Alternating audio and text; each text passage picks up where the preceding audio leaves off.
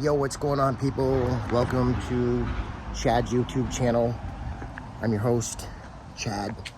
I rolled my own. The benefits of living in Vermont. One of the benefits.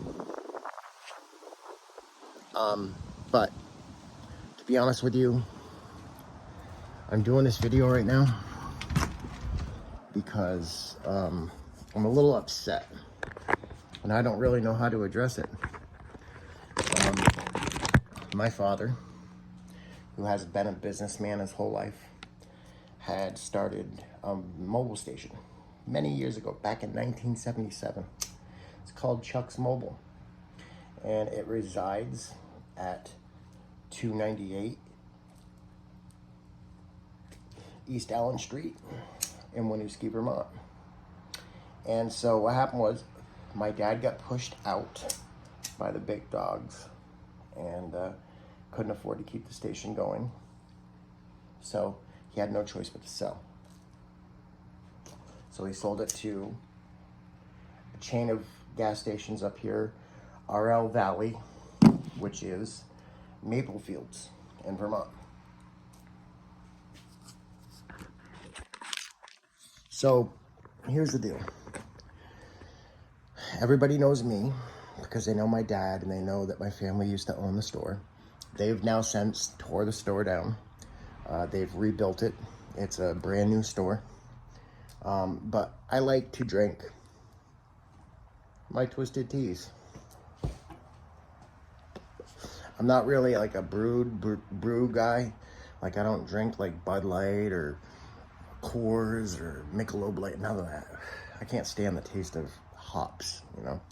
So I drink these malt beverages, but I'll go down there and I'll get 4 at a time. And one day I went down there. I swear to God to this. I bought 4. I came home. I drank 2 of them. And 2 hours later, I needed cigarettes. So I went back down to the store to get cigarettes and figured I'd get another 2 twisted teas. 32 ounce. And when I did that, I got questioned by a lady named Fran. She's an older lady, but acts like a hippie. Loves to show people her stun gun. And,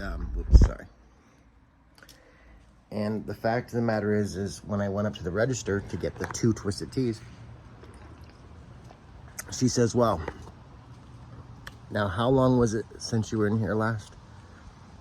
Mind you, I came in there 2 hours earlier and I bought 4 twisted teas. I only drank 2 of them.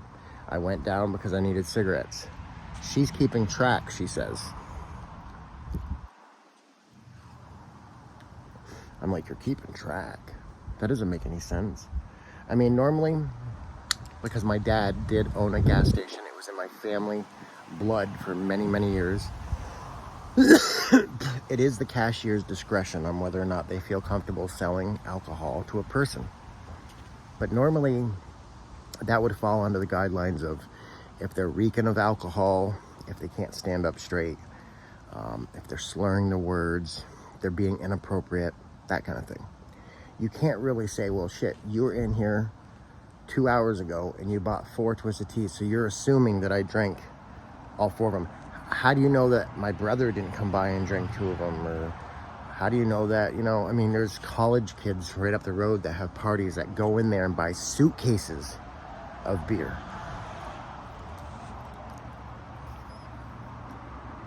So it rubbed me the wrong way because she did end up selling me the 2, but she made it very clear that she was keeping track.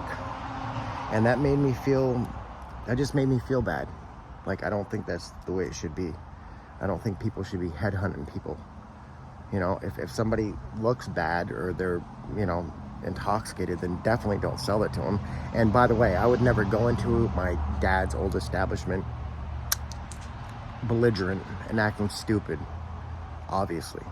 And so that happened. And since then, I just never went back into that store because I was very upset about it. But last night I decided to pop in. There was a manager. Her name is Amy Bundy. Amy Bundy, the lady behind it all. Amy Bundy seems to be the one that's telling these cashiers not to serve me. So Amy Bundy was working. It was 20 minutes till midnight. First time I ever went into the store that day. And I actually got it on video. And you guys are more than welcome to check that out on YouTube.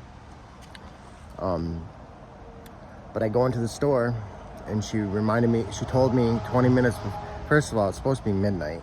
Sometimes they go and they close the coolers 15 minutes early, but it was 20 minutes early. I understand I was cutting it close, but she's like, oh, the coolers are locked. She gave me a hard time. And actually, a friend of mine, Dana Coda, hats off to you, Dana, was there and he was being cool with me. And we were talking as she was telling me. So she went over to the cooler and she looked in and she goes, oh, there's none there. She goes, we're out. And I was like, oh, you don't have any out back? She goes, so you guys can watch the video. They weren't out. They had some in the back. She just didn't want to serve me. And this is a problem. And now it's going to get to a point where I'm going to actually have to do this. What I'm planning on doing, and I'm going to say it. I don't care. I'm going to go in there sober. Not a single drop of alcohol in my body. I'm going to buy 4 twisted teas. I'm going to come home and I'm going to wait.